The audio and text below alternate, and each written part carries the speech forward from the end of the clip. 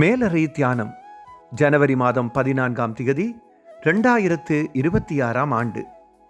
எழுதியிருப்பவர் Jennifer Lovelace, Kingston, Jamaica. தலைப்பு ஏசாவை போல. வாசிக்க வேண்டிய வேதப்பகுதி ஆதியாகமம் 33ஆம் அதிகாரம் 1ஆம் வசனம் தொடங்கி 9ஆம் வசனம் வரை. இன்றைய நாளுக்குரிய தியான வசனம் ஆதியாகமம் 33ஆம் அதிகாரம் 9ஆம் வசனம். அதற்கு ஏசா, என் சகோதரனே, எனக்கு போதுமானது உண்டு, உன்னுடையது உனக்கு இருக்கட்டும் என்றான். எனது பெற்றோர் சில வருடங்களுக்கு முன் விவாகரத்து பெற்று பிரிந்து வாழ்கின்றனர். எனது தகப்பனாரிடமிருந்து எவ்வித உதவியும் எமக்கு கிடைப்பதில்லை. எனது தாயாரின் உழைப்பில்தான் கஷ்டத்துடன் வாழ்கிறோம். பாடசாலையிலும் கைவிடப்பட்டவள் போலத்தான் உணர்கிறேன். அம்மாவின் குடும்ப பாரத்தை சிறிதளவாவது குறைக்கலாம் என்றெண்ணி எனது தகப்பனாரை தேடிப்போய் உதவி செய்யும்படி கேட்டேன். தனது உழைப்பு தனது குடும்பத்துக்கே போதவில்லை என்றார்.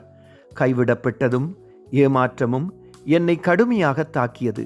கண்ணீருடனும் கோபத்துடனும் திரும்பி நடந்தேன். ஆயினும் எனது காலை தியான நேரத்தில் நான் வாசித்த ஆதியாகமம் 33ஆம் அதிகாரம் 9ஆம் வசனம் மிக ஆழமாக என்னுடன் சத்தமிட்டது. தனக்கு போதுமானது இருப்பதாகச் சொல்கிறான் ஏசா. யாக்கோபு தகப்பனாரிடமிருந்து ஏசாவின் ஆசீர்வாதங்களை திருடிக் கொண்டாலும் கடவுள் ஏசாவை நிறைவாக ஆசீர்வதித்திருந்தார்.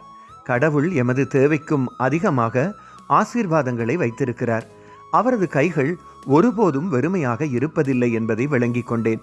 எனது தகப்பனார் எனக்கு தந்திருக்கக்கூடியதிலும் பார்க்க அதிகமாக எமக்கு தருகிறார் என்பதற்காக நன்றியுள்ளவளாக இருக்கிறேன்.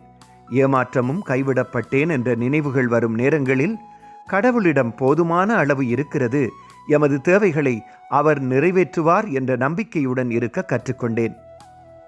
ஜெபம். அன்பான கடவுளே, உங்கள் உண்மைக்கும் அன்பான இரக்கத்துடன் எமது தேவைகளை தருவதற்கும் நன்றி. ஆமேன். இன்றைய நாளுக்குரிய சிந்தனை.